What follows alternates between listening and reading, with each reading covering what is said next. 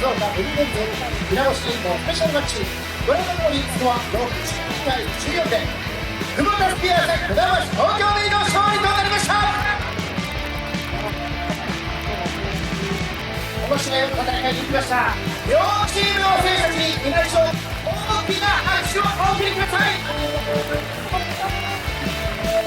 ご来場の皆様にお願いです。客席前方への移動が他のお客様のご迷惑となるとともに大変危険です。